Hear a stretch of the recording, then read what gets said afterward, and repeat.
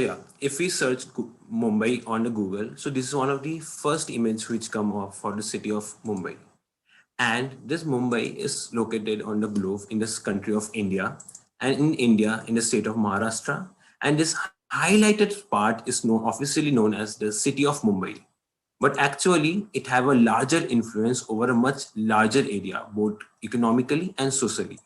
And how large is this? It goes to 6,355 square kilometer, which is 9 times the size of Singapore and 1.2 times the nation of Brunei, or basically is just 0.2% area of India. And having such large area comes with a larger population. The Mumbai metropolitan area have 33 million plus population, which is equivalent to the population of whole Saudi Arabia, or basically 2.5% of India. So what I gonna talk about Mumbai? I gonna talk about those 23 million people, or basically 70% of the population who uses public transport. In India, to give a context, there are 27 major modes of urban transport, out of which Mumbai have a staggering 18 active modes of transportation plus 6 which have been visualized like Hyperloop and metro lights like big LRT system. To give a perspective about the last mile connectivity, which I am focusing upon, people walk around 5.6 million people walk for their office and school. 750,000 people walk cycle to their office and schools. And last but not the least, around 3.8 million people take bus in Mumbai. With such high numbers come some sad numbers too. In the city of Mumbai alone itself on the local trains, every day 12 people, or in last year 2000, in 2019 basically, 2,691 people died just from accidents related to local train or the commuter rail. And it has been the same for many years. Outside the human loss, the economical loss is 3% of India's GDP, which is lost due to road accident, which equivalents to 58 billion, which is larger than the GDP of Uruguay. So these are, outside the number of this realm of statistics and number. Me as a eyes of a designer, I have found three main issues in Mumbai. One, it's very difficult to use. Public transport is very difficult to use. Like for example, this is a bus stop and it's very haphazardly planned. There is no place to stand. It's on a footpath. People can't walk. People have to jaywalk to literally catch a bus. The second point is a high disparity.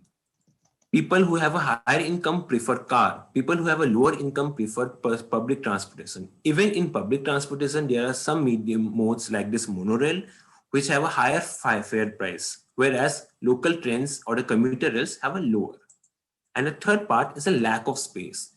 Mumbai is known for its population density, and that can be even seen on footpath where there's haphazardly parked vehicles on the footpath, and despite a lot of rules, regulation, and policies, awareness, things haven't worked out really. So how, as a solution can be provided?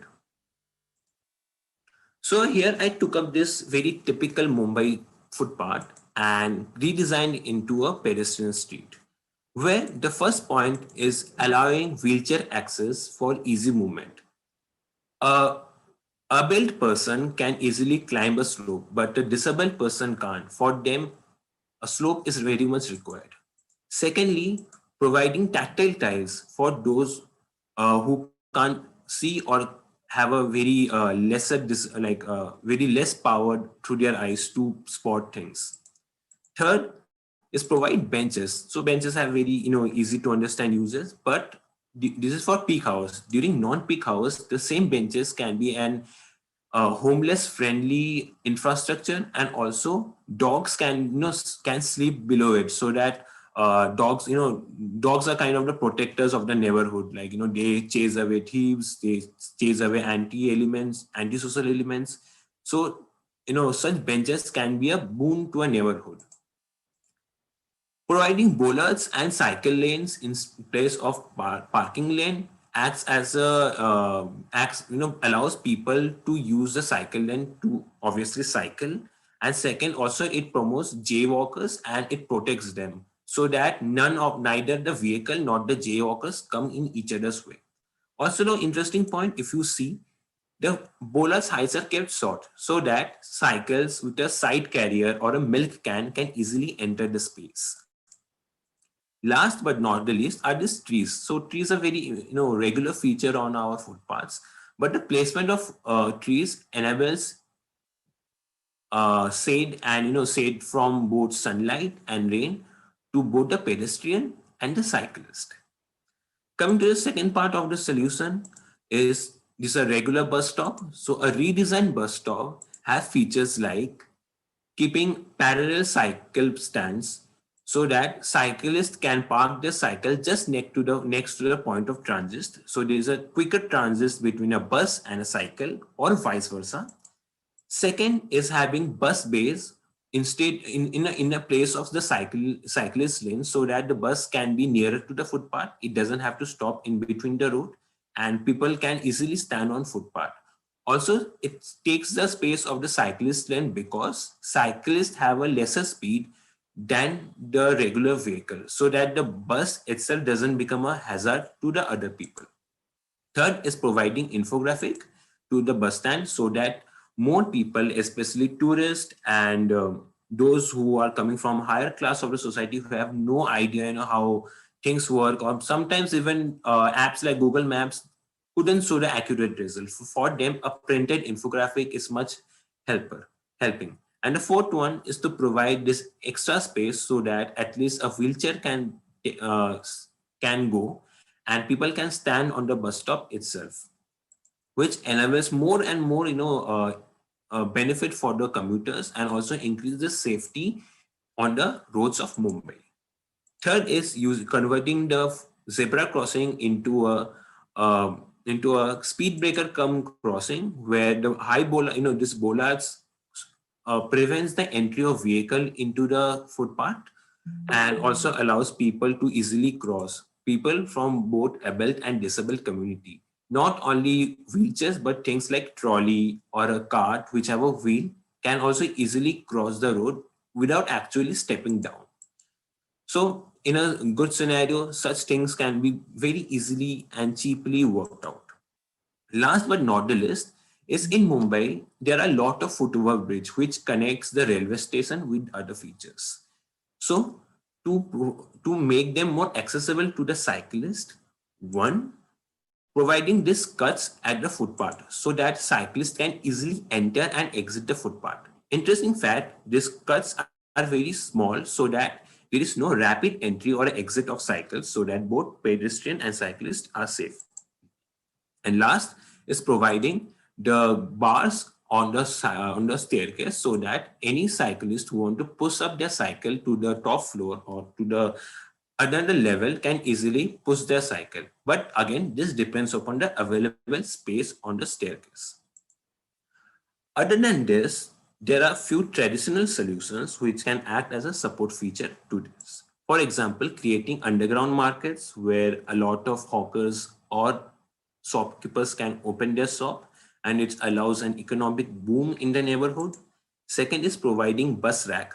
This bus rack is a very prominent feature in the Western world, but in India, it's a really new concept. Third is having underground parking garages, which is much safer than a roadside parking, and also it disable people from frequently using their vehicle so that they walk or they cycle for a shorter trip and take a car or whatever their personal vehicle for a longer trip. Fourth is creating pedestrian avenues, like simply converting narrow roads because Indian roads are very narrow and Indian roads aren't meant, like it's like a European city where European cities were not actually meant for cars. So that's the scenario in India too. So again, converting a lot of pedestrian avenue, like roads into pedestrian avenues. And last but not the least is creating dedicated pickup and drop zones so that even the public transport can be regulated, which are, like taxis and other things, which can be run by individuals. So why Mumbai really needs so many changes?